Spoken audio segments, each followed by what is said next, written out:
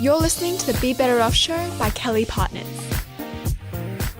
Good morning to the Be Better Off Show. It's really great to have another fantastic Australian with us this morning, Will Edwards, who's the founder of Archie Distillery. Many of you, I'm sure, have heard about it. Now, on the Be Better Off Show, what do? We try and find interesting Australians doing great things and bring you information that can make you healthier, wealthier, and wiser. And I think Will certainly meets that criteria, but he might also add, well saturated in these COVID times. So we're recording on a Friday morning in August, in the middle of the lockdown. Good morning, Will. Morning, Brett.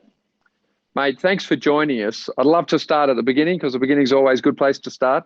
Where were you born, brothers and sisters? And what did you do through your schooling? Did you go to university? And then how did you progress through your career and get into Archie Rose?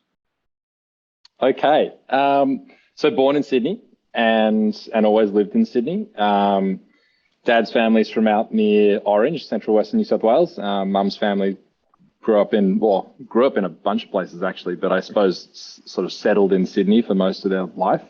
I've got a brother and a sister, both younger, and both awesome. I mean, we've got a great relationship, which is super lucky because, all families are different, but we get on really, really well. We're very close.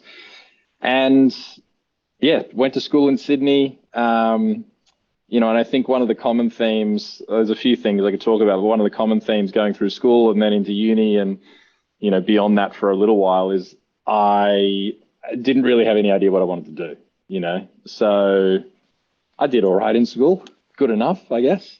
And then finished, didn't know what I wanted to do, decided to go to uni and do a commerce degree because, I was vaguely interested in business, and that's a nice general degree to give you some options when you don't know what you want to do. Yeah. Did that and, finished, I just turned 21, I think, and finished that and didn't really want to get a proper job. While I was at uni, I'd work in my uncle's jewelry store doing some retail, work as a labourer, help my dad out. He has his own business. And, didn't really feel like getting a real job yet. And so I did a Master in Management. So again, very general degree, didn't know what I wanted to do. And off the back of that, I, sort of fell into a job at Deloitte in their consulting team because one of the components of the Masters at Sydney Uni was an innovation challenge, I guess, run by Deloitte. And the group that I was in ended up winning that challenge. And I think maybe 3 of the 4 of us ended up working at Deloitte. So again, didn't really have to make any conscious decisions about I just sort of took that next step, which is still a really fortunate path. But, I ended up at Deloitte in their consulting team, really enjoyed it, genuinely enjoyed it. But I found the work super interesting. And you're a graduate, right? You don't know anything, and you can't get any access to anyone yourself. Whereas you work for a company like that in their consulting team, and all of a sudden you're being thrown into businesses at a middle to upper management level, and the people you get to meet and the exposure you get to those businesses is incredible. So I really enjoyed it. But for me, I found the work pretty intangible. Which is probably, looking back, me just being a little bit naive, but, there's a lot of PowerPoint, there's a lot of Excel, there's a lot of, solving problems that you can't really touch. And the other thing too, which is legitimate, is you rarely get to see the outcome of your work directly. So, you're in there, they're paying for you to fix some problem, usually, hopefully, and then you provide the solution, and 9 times out of 10, they can run the exeqution. And then it's just see you later. You're gone. Exactly.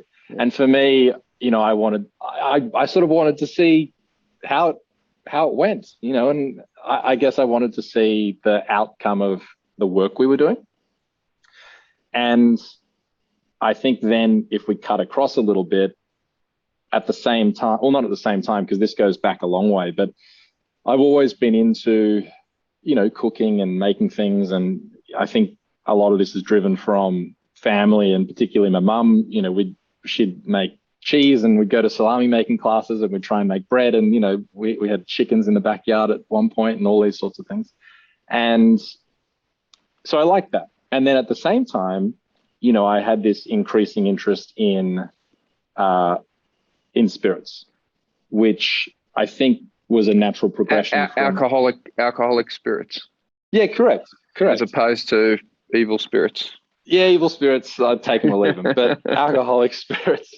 And I think that was and where did that come from? Were you spending a lot of time in bars, or was it just something that you saw?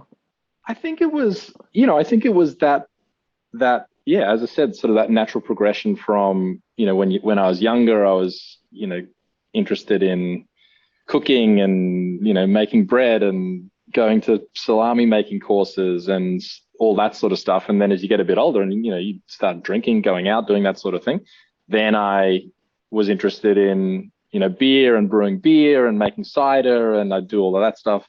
And that then progressed into having little casks. I've got a couple on my desk, but little casks at home that I'd mature spirits in. So I'd go to Dan Murphy's when they had a special on and buy 5 liters of Bacardi and throw it into a cask and see what happens. And then started getting more into the actual way that was made. So, the sort of chemistry aspects and some of the engineering that goes into the equipment. Not that I had any background in either of those things. And the progression from there was I'm looking around Sydney and seeing all these amazing craft breweries start to pop up and have some real success and get some traction. And people are really into them, right? Like they really, really care about where the beer is coming from, how it's made, and they're willing to pay a premium to both support those businesses, but also get involved in that local industry. And I'm just thinking, why are there no spirits? Like, where are the distilleries? We've got a history in distillation. So it's not as though it's, it's completely new and unheard of. And the brewers are doing super well. And we've got a great cocktail and bar scene. I couldn't understand why there wasn't anyone making spirits. But I mean, the years we're talking here is me being like 18, 19, 20, 21, 22. Because I left Deloitte to start the distillery when I was 23. So, I was pretty young and then making that commitment to go, well, can this actually be a proper commercial thing that I could do?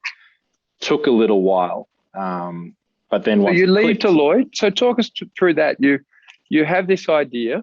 What were the steps between having the idea, giving up your job and starting the business, and how long, what went through your mind, but how long did that take? So the idea started to form and I think for me, it was hard to see how it could be a reality when there were no distilleries in any urban centre in Australia, and in the whole country there were about maybe 10. But it wouldn't go away. And when I think just part of my personality is I can get fixated on stuff.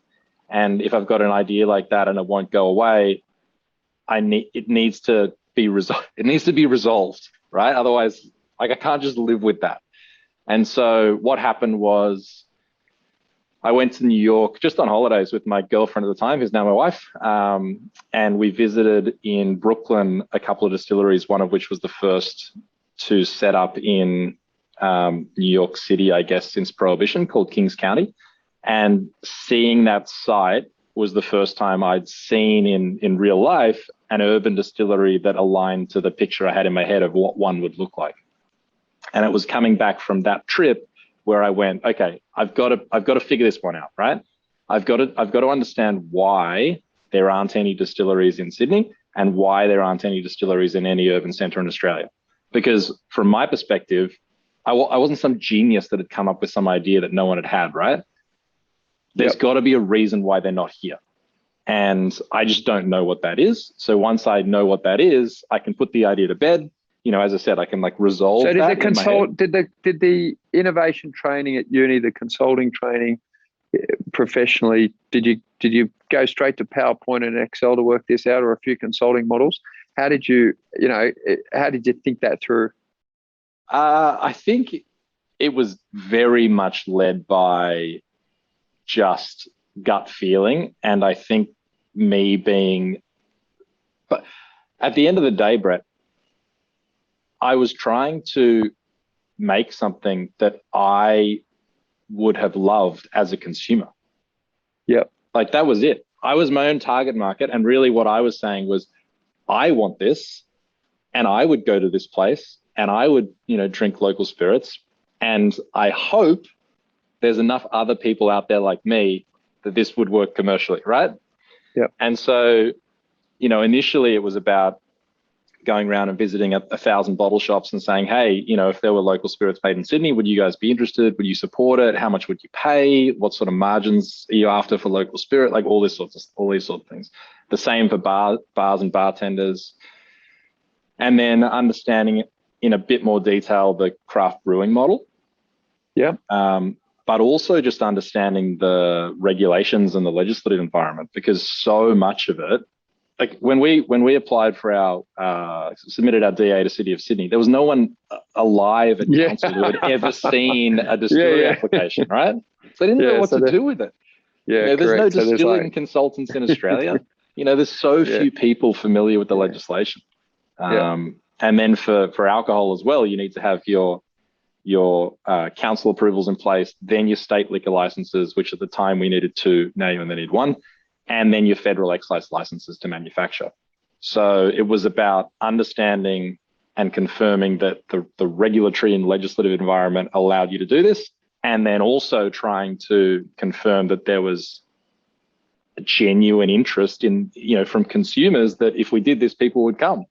So is this pre-giving up your job, or you've resigned and then you've gone to investigate, or you're doing this at night? How are you fitting all this in? No, it's pre-giving up my job. I think there were times when I called my parents and I was like, this is bullshit, I'm sick.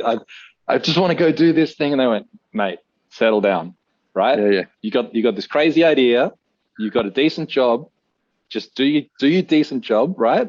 And go figure this out outside of that work time. And then if it looks like it's got legs, then we can have a chat, right? So that's really good counsel. So it's great counsel. A lot of people, and I hope people listening to this podcast get to learn from people, because often they don't have those mentors. They don't have a wise parent who is strong enough to say, no, do the work, keep doing your job, do your job properly, do the work properly to understand this, build out your business case, and then come and talk to us.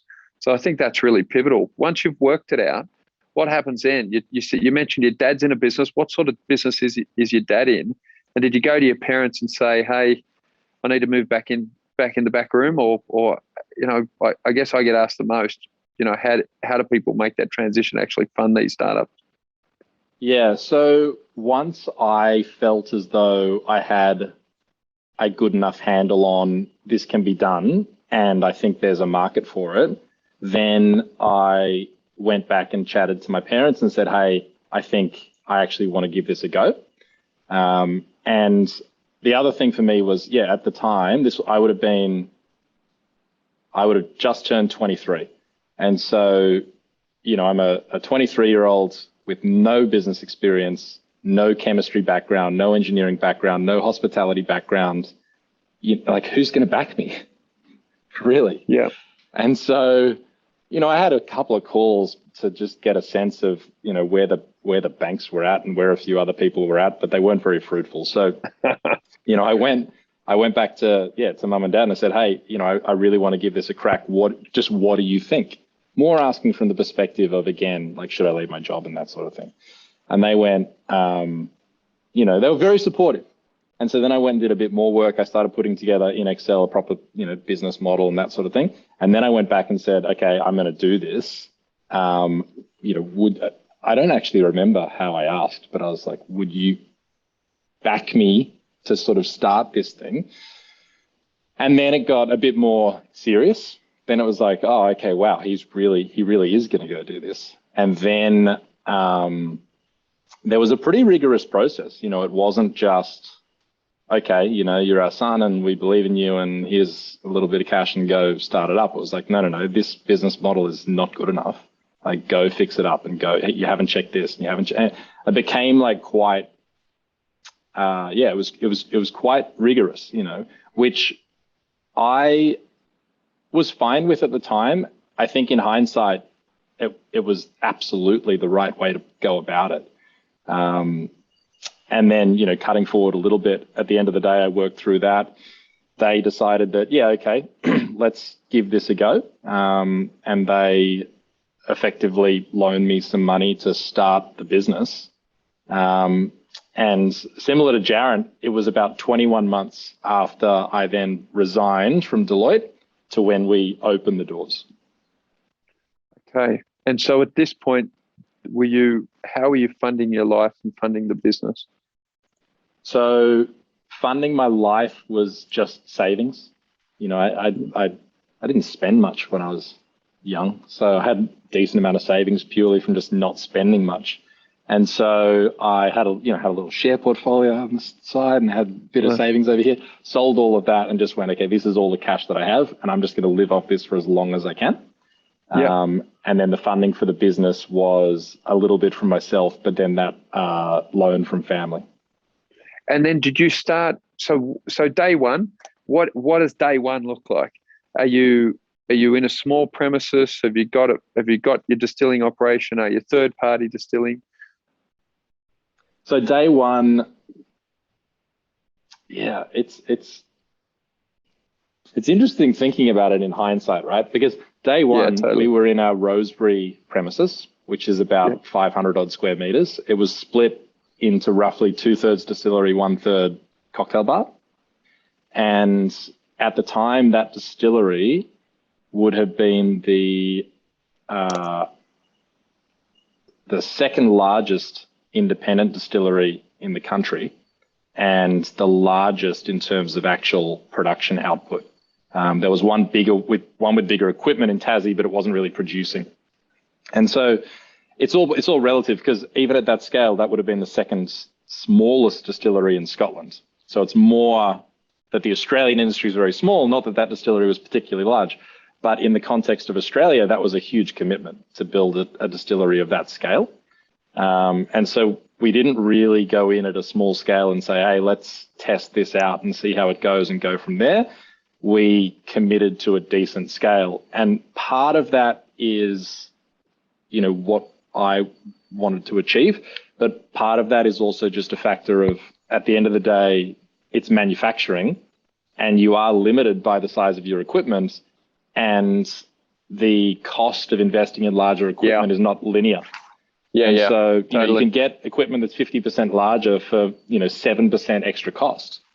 And so it was about, hey, what are we trying to do here, and how do we see this playing out for into the future, and how committed are we, and so what scale should we start at? So how big's the financial hole when you start up?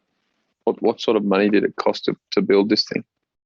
I think when we really started, it was about like $1 million, but then very quickly it grew to maybe 5.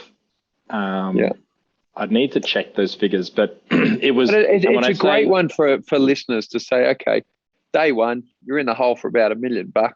You got this. I remember going there. You got this big distillery. You got a bar, and I love these words. You had, earlier you mentioned you were fixated.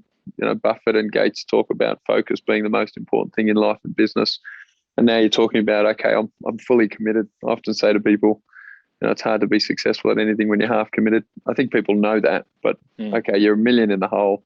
You're fully committed. You've got bank and mum and dad involved, so it's family, very personal. It's not just business. Are you jumping out of bed?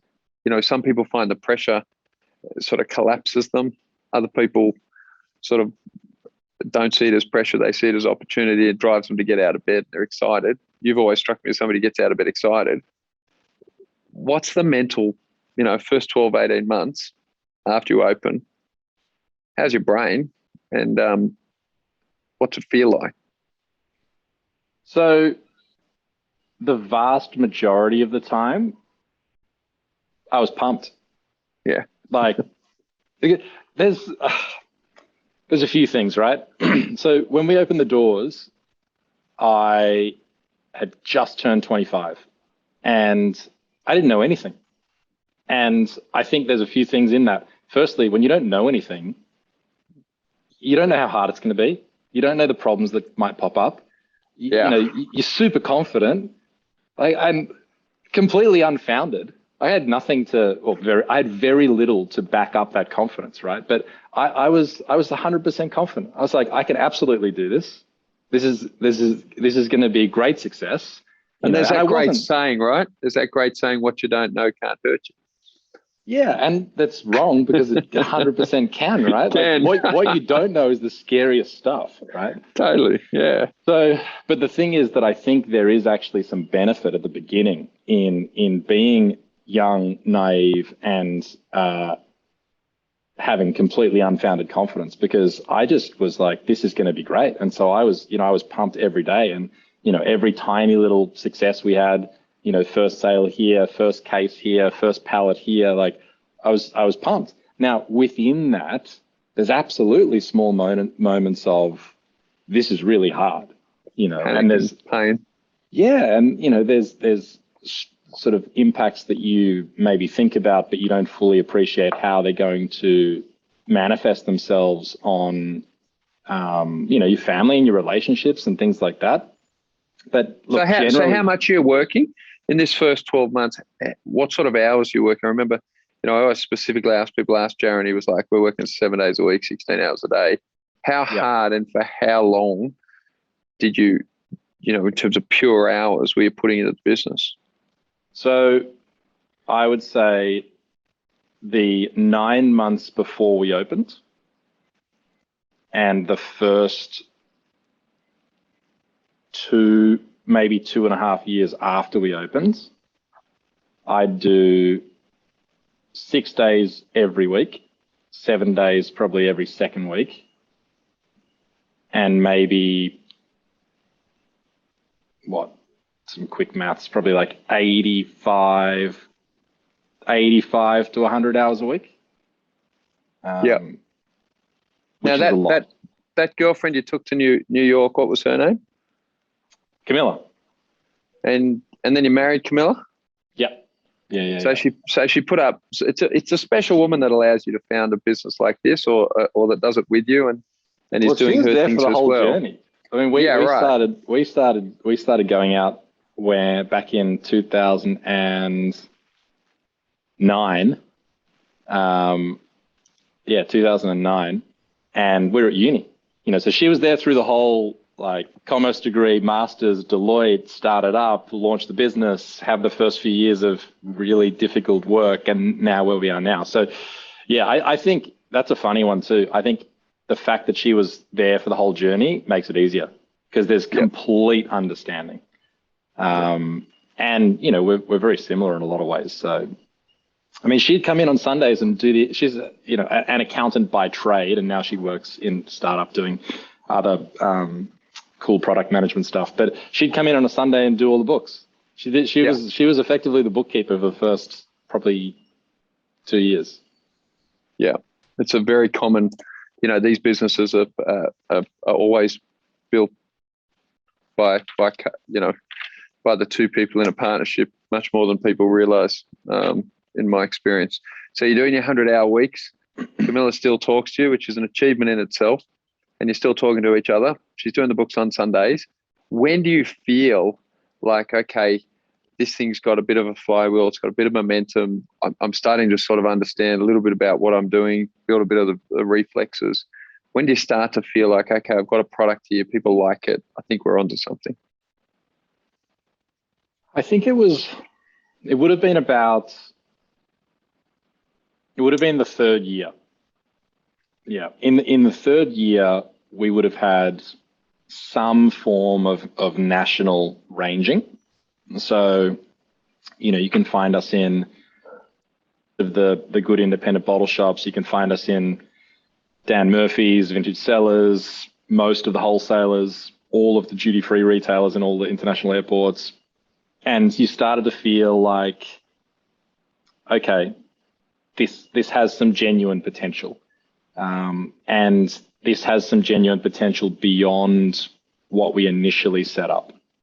And I think that was quite exciting because when we initially set up, as I said, relative to Australia, that was quite a large site. And so it felt as though to get to the point where we're fully utilizing this site, that's a hell of a challenge. And when we get there, at the beginning, there was almost this feeling like, well, who cares? When we get there, everything will be fine. And we don't have to worry about when we get there, because when we get there, we're just going to be like, this is great. And so, I don't know why. I need to think about it more, but I don't really have a firm goal as to where I want the business to be. We've got goals within the business that we want to achieve, but I don't really have like I want to get to here, I want to get this, or when I hit this milestone, that's going to be success. They keep moving. I just want to keep improving. And so when we got to the point where it looked like we were maxing out the existing Rosebery site, we started working on the next site.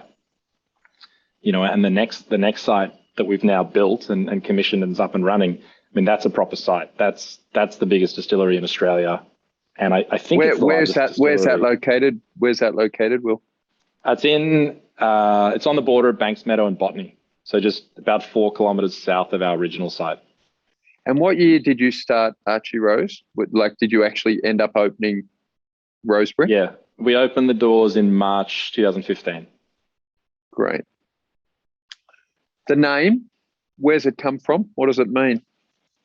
So look, it's not a grand story, but we were looking back at the history of distilling history in Sydney and the history of Rosebery and trying to find some inspiration for a name. And we found that the suburb Rosebery was named after a guy called Archibald Primrose. And we thought, it could be, let's investigate this one. This could be a good story. And it turned out that Archibald Primrose was, by all accounts, a not particularly impressive British Prime Minister. And so we went, let's scrap that one. But we like the name Archie. And there are a few other connections. My grandfather's middle name was Archie, and a couple of other things. And so we like the name Archie, and we sort of held on to that. And then the rose just comes from Rosebery. And the reason it's there is because we always wanted to have a link back to where we started. If the spirits were around the world, you're drinking this in London or LA or wherever you are. And if we built a second distillery elsewhere, we just wanted to have a tangible link back to where we started, regardless of where we were. Yeah, great. So you built the next site. You've got wide distribution. Have you got your own sales force, or are you using third-party distributors? And then what happens now? If the capacity, you were just saying that, so now the new facility, it's the largest in Australia. How large is it? If the first one was the second smallest one in Scotland, how many are there in Scotland? And where does it rank in Scottish terms? That's a tough question. Because I love whiskies. I love Scotland. And so many of them are actually beautiful locations and fantastic places to visit. How big is it relative to what the Scots put down? Yeah, so it's about depends on what you look at, but about 20 to 30 times larger than our Rosebery site. Right, so it's big. Yeah, but it's not that big on a global scale. So, do you know the whiskey brand Lagavulin? Yes, Scottish brand, heavily peated. I think I do. Just seeing if I've got one. No, I've got one at home. I've got a Lafroig here. I've got a Balvenie here. So it's from a whiskey perspective, it's somewhere around the capacity of Lagavulin. Okay. And so to put that in perspective, because it's not a bad analogy, right? What that means is we should be able to, once we obviously have the stock that we've laid down from this site reach maturity, which is going to take a little while, we should be able to supply on a global scale, sustainably, at a realistic price point, without the stock currently, always being on allocation for the core SKUs. The limited edition SKUs will still be hard to find, and won't be available in every country. And I guess for a brand like Lagavulin, you can almost always get the 16-year-old around the world. Yeah. It's tough to find the limited edition 12-year-olds or the 8-year-old, even though they've now made that a core. And I think that's a good analogy, because at the end of the day, the distillery is not massive. There's a huge number of much larger distilleries out there in the world, but in the scheme of high quality, relatively highly priced in the scheme of things, whiskey brands, global whiskey brands, that's what it'll allow us to do. Yeah, it's great. And it has been my observation, just in the liquor space, but also in branded spaces generally, the great brands grow out of a core product. And so, developing that core globally and getting well known for that quality. And as you mentioned, Lagavulin known for its heavily peated, wet sock smelling, unique thing. And once that thing finds its audience, then they do come to look for other special editions and things. But it's exciting to think that you can get your core product where you want to go. So how do you do that? Is it finding the world's best bars and bartenders to use your product and promote it? Or is it just getting it into the places the 23-year-old self would like to drink it? So I'll go back one step and then I'll get to that. So the other reason we built the new Botany site, it wasn't just capacity. This will go back a little while, probably go back 1.5 steps. So I didn't want to make whiskey the way everyone else made whiskey, and I didn't want to make gin the way everyone else made gin. It didn't make sense to me, right? Why do something that other people are already doing really well?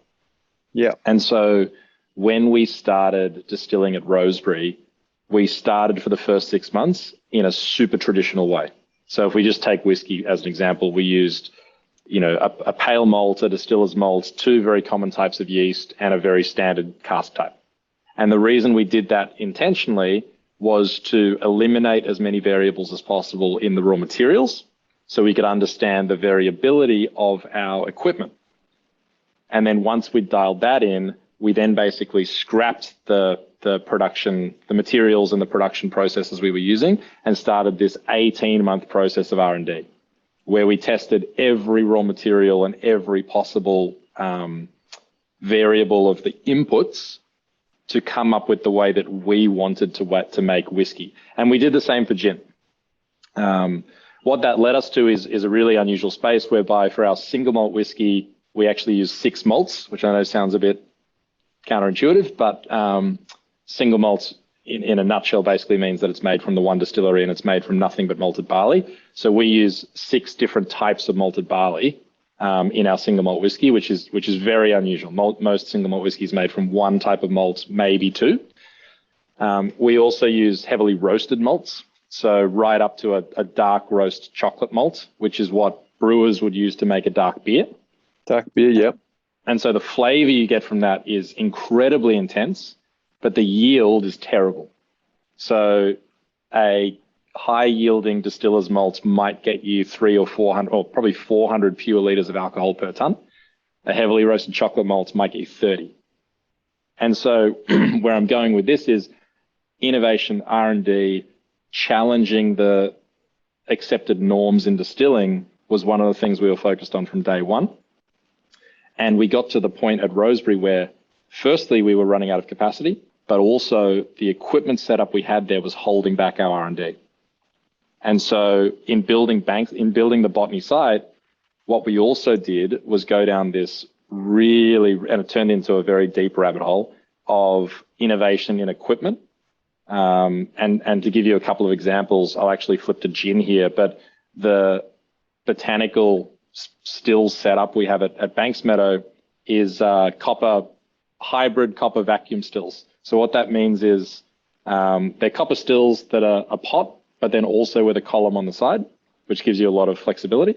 But the most interesting thing is we actually draw a vacuum within the still, which lowers the boiling point of everything and allows you to distill at almost room temperature, as opposed to much higher temperatures, 70, 80, 90, 100 plus degrees. And in doing that, you take away all of the detrimental impacts of heat. Yep. And the easiest way to think about this is like a fresh apple versus stewed apple, right? Yeah. You cut a fresh apple, it's taking crisp, all the it's fresh, nutrients out. Yep. Exactly, yeah. And so we can now cold distill botanicals at the new site. And so I'll actually finally come back to your question here. So we've always done all our own distribution, which is a completely different conversation. It's quite unusual in its own right. Yeah. And we're now just starting to look to international markets because we didn't want to go overseas prematurely with just white spirits while we waited for our dark spirits to mature. We wanted them to reach maturity so we could go overseas with the whole portfolio. And for us, one of the main messages as we're doing that is around A, the innovation, but B, how's the best way to describe it? The consideration that's been given to that innovation and production in light of the Australian environment that we produce in. And what I mean by that is raw materials. So we try and we're on this, well, it's been a 6-year journey. We're on this journey to source all of our malted barley and rye from within New South Wales, which when we started, we could get maybe one. And now we can get all bar 2. And the last 2 we're actually growing ourselves with our malting partner out in Griffith. And so for us, going overseas, it's about trying to bring that message of innovation, but also a real consideration for the fact that this is made in Australia and these products are both representative of Australia, but also suitable to production in Australia. It doesn't make sense to use a imported type of barley that I think it's critical. Grown I think and when you think about building out your brand, when you pick up a high quality bottle of Scottish whiskey, people who appreciate that feel that they are drinking a part of Scotland. And so to make sure your product is Australian, based in New South Wales, where you are, made here in an innovative and sustainable way, then that's really the thing you're exporting, which I think is really great. And I'm so glad you took us back to that. Now, remember when we were having lunch and you mentioned, I'd love you to share the story about the process that you've patented through this R&D and the controversy that caused. And to share with our audience some context is that, if you're a young person that as Will's mentioned himself here, didn't know anything, probably knew a bit. You've worked that out now in our audience. But there's always, the incumbents versus the insurgent. Here comes the insurgent. He's doing R&D. He's this guy that doesn't know anything. I can just imagine the reception you received. Tell us about that. Yeah, so the whiskey making process that we use now is something that we had been working on since late 2015. At that point, when I mentioned that we stopped the traditional maturation after we had identified all the variability in our equipment, and we started the R&D from scratch. We've been working on this since literally then, the beginning. And what it was a combination of A, using multiple types of malted barley in the mash bill, B, using roasted malts as well as unroasted malts, roasted malts being very unusual, unroasted being more traditional, and C, processing each variety of malts separately from the very beginning to the very end. And to just give that a little bit of context, so typically you'd use one type of malts, maybe 2. We use many. Typically you'd only use unroasted or maybe lightly kilned malts. We use heavily roasted. And typically you blend all those malts together at the very beginning, mill them, mash them, ferment them, distill them, mature them as one coherent liquid. What we do is we do everything individually. So one malt will get milled, brewed, fermented, distilled, matured separately, then the next one, then the next one, then the next one, then the next one, then the next one. And to make it even more complex, we will process each of them differently. So we might use a different yeast type for each malt type. We'll use a different cask type for each malt type. We'll use different distillation and brewing parameters for each malt type. And the fundamental reason why we do this is because it doesn't make sense to treat each malt the same. They're not the same. Yeah. The moisture content, the hardness, the size of the grain, they're all different. So if you try and process them all together, effectively what you've got to do is hit the best average level for all your parameters and materials rather than maximize. Sort of suits them all, instead of optimizing all those levels for each one, right? So that's the concept, which I know sounds fairly simple when you lay it out like that, but it's extremely difficult to actually do in practice. And so we spend... And at scale. Yeah, correct. Correct. Without having a whiskey that ends up costing $1,000. Yeah. Because you sort of can hack it through, but you'll end up with yields that are so low that your product is going to be really expensive. Yeah. So we've been working on that, and this is a good example of where it wasn't until we got to the Botany site that we were able to actually do this commercially, because our equipment at Rosebery wouldn't allow us to do this properly and come up with a product that was reasonably priced. That was a good example of the constraints we were up against at Rosebery with our gear. So we built the Botany site with different equipment to enable this process.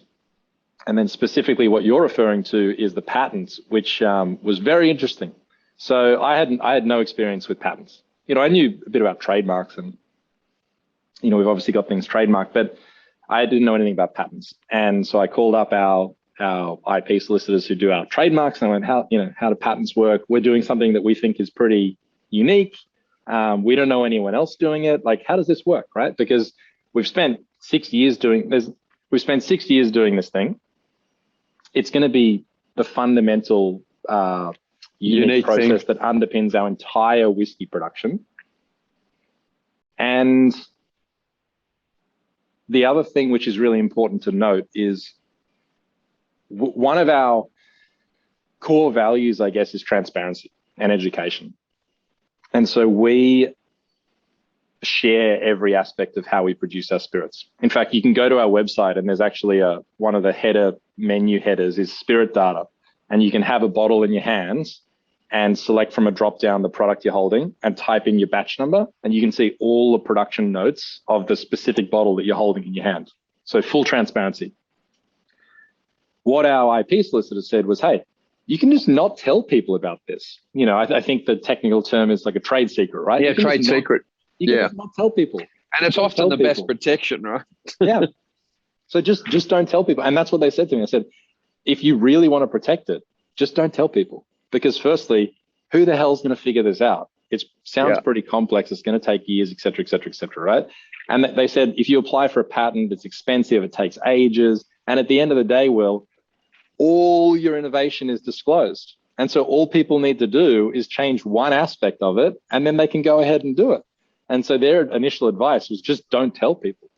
But from our perspective, that didn't align to our values as a business, and the fact that we're fully transparent with our processes. We want to share how we do things, and we genuinely want to encourage innovation within the industry. And so we decided to go down the patent route, which, as I said, much more time consuming, much more complex, much more expensive. But one of the primary reasons we wanted to do it was to enable us to tell everyone about this process that we were embarking on, right? And one of the indirect things that we were actually hoping this would achieve would be a better understanding of roasted malts in distilling, and a better understanding of how you can change the individual parameters for each malt to achieve a better outcome. Hoping that within the Australian industry, this might inspire some other people to go down a similar path. Now, obviously not the exact same path, which in my opinion... No, but it had been like either single malt or blend in whiskey forever, and not a lot of innovation around the actual process. There's a great, I think it's on Netflix for our audience, called The Whiskey Trail, and it shows the development of the whiskey industry really well. It's a great sort of documentary, and shows how the Irish led with their tech, and then the Scottish came up with theirs, the history of taxation, how brands were built, who got a license from the government, etc. So interesting.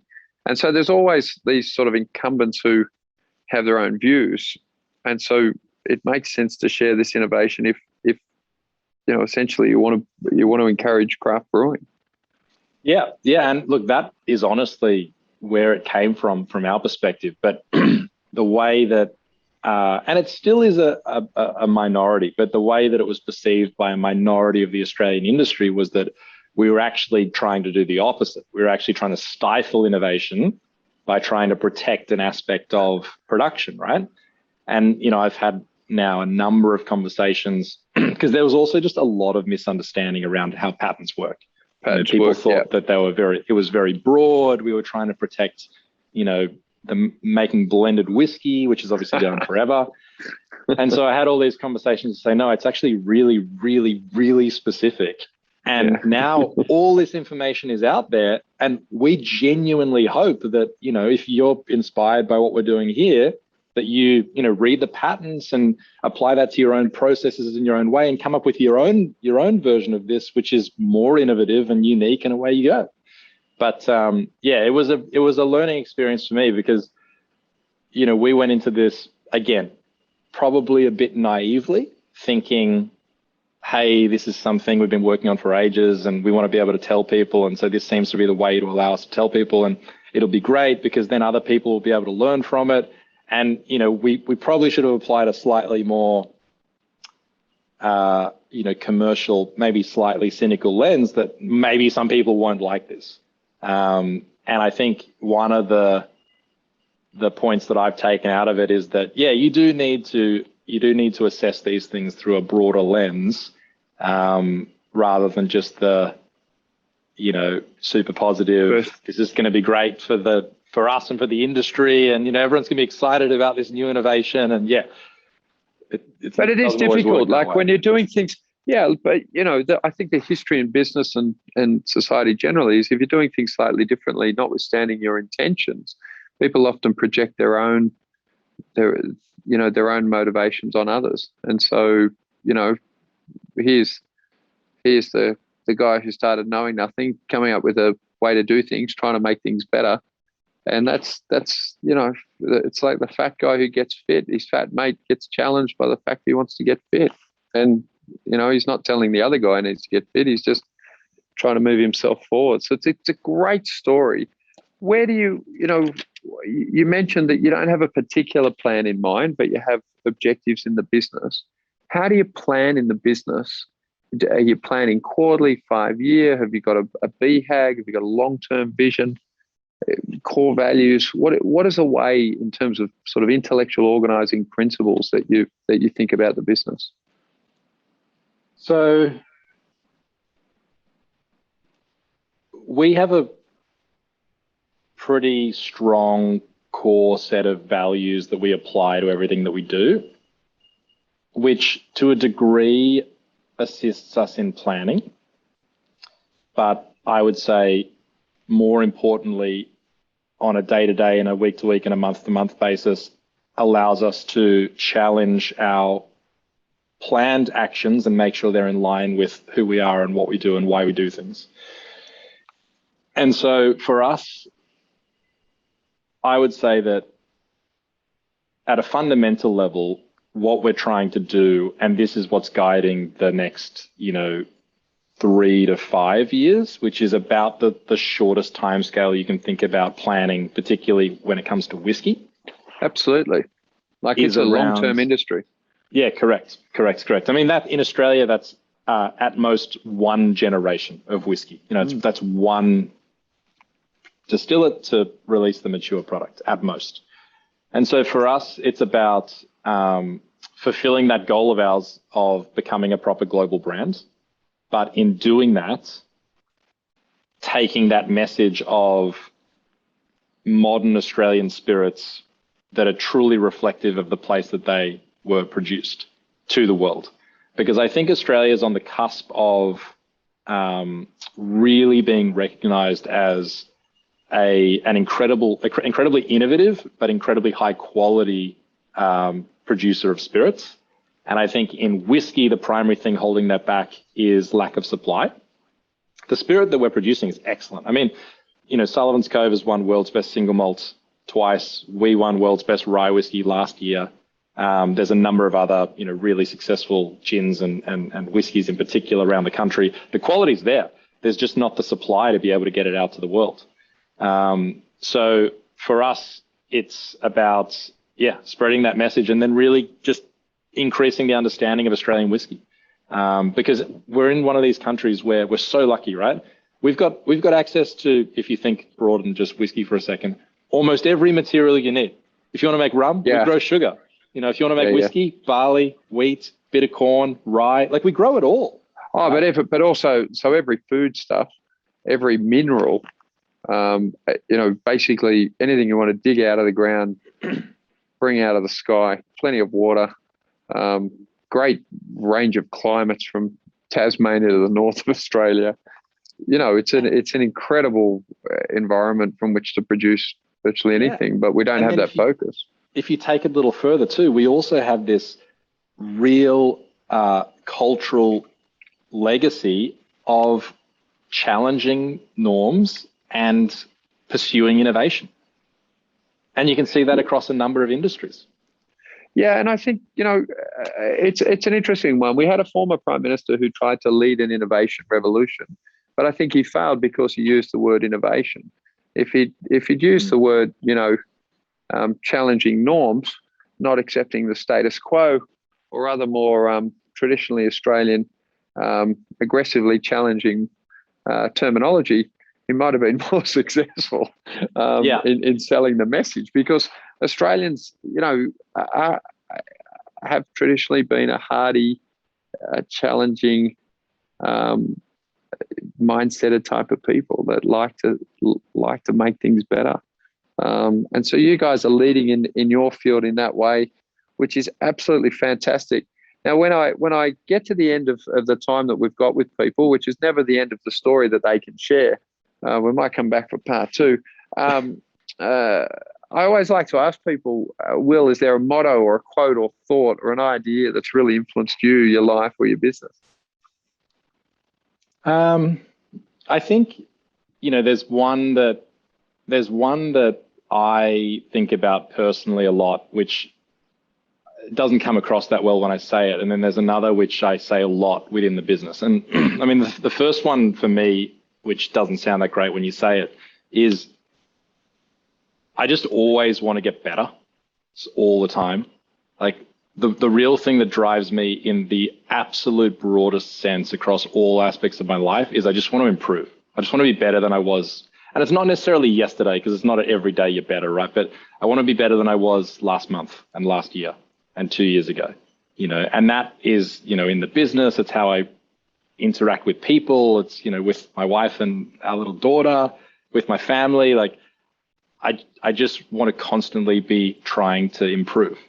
And I won't go into too much detail because I appreciate the time, but one of the nice things about that is that it means that even when things happen that aren't great, it's all part of the journey to improve. Yeah. And it takes the edge off the bad stuff, because the bad stuff is not bad. The bad stuff is just feedback. Correct. And the reason I say I don't think it comes across well is it's a little bit cliched and, it sounds a bit simplistic, but it actually works. It really, at least for me, it really works. And I get a big kick out of, another thing that's related to this is I quite like data. And so, I got Strava and, I got a running watch, and I like the visualization, right? So I like to see the improvement at the same time. Me too. Yeah. And so that's the thing that sort of drives, exactly. That's the thing that drives me. I think the other thing that I say a lot is, and I say this a lot to our team, is I always want us as a team, and just a quick interruption here. Like a lot of the stuff I've been saying today, it's not me. A lot of the stuff I've been saying today is so far beyond me. It's the team. Like all the stuff about innovation, I can't drive that. That's the production team, right? But back to this. So what I try and say is, if we're looking at what to do next, or if we're looking to how to solve a problem, just come up with the optimal solution, right? Ignoring all possible constraints. Don't apply the constraints at the start. Like when we're trying to come up with what we should do next, or how we should fix this, or how we should make this better, or what would be the greatest product ever, just do it in a bubble of zero constraints. Unlimited money, totally. unlimited time, unlimited people, unlimited equipment, like whatever you need. Yeah, it always shits me when people talk budget. Right? Yeah, So don't talk budget. Start applying the constraints until you've got the optimal solution. What is the ultimate? If you're Apple, unlimited resources, unlimited talent, unlimited brains, what would you do if you had an unlimited scenario and then sort of hack back to get your scenario within your constraints? Exactly. And if you start there and then apply the realistic, constraints to get back to something that's actually achievable, you'll know you've got the best possible outcome, even factoring the constraints in. Yeah, it's great. Now, I really want to thank Will for his time today. At Kelly+Partners, our tagline is "Be Better Off." We believe that progress is ultimately what people are seeking in their lives, and when they do, they find every day a little bit better than the last, and it is what keeps us going even during these difficult times. I'd like to shout out and give myself a pat on the back for not mentioning COVID. While it's a current scenario, I think the sort of principles and ideas you've heard here will stand you well through this crisis or drama or any other, and to really to share that teams are really the things that solve problems, as Will's pointed out there at the end, which is I think consistent with virtually everyone that we've interviewed and I think all of our experiences. I really want to thank Will for his time today. I recommend everyone, if you do drink alcohol, contact Will and Archie Rose and taste his products. They're absolutely fantastic, and what a great opportunity to share the story of a growing and really innovative Australian entrepreneur and his company. Thanks very much, Will. Thanks, Brett. Appreciate it. Thanks for listening to the Be Better Off Show. If you enjoyed this episode, don't forget to rate and review on Apple Podcasts. Have a great day.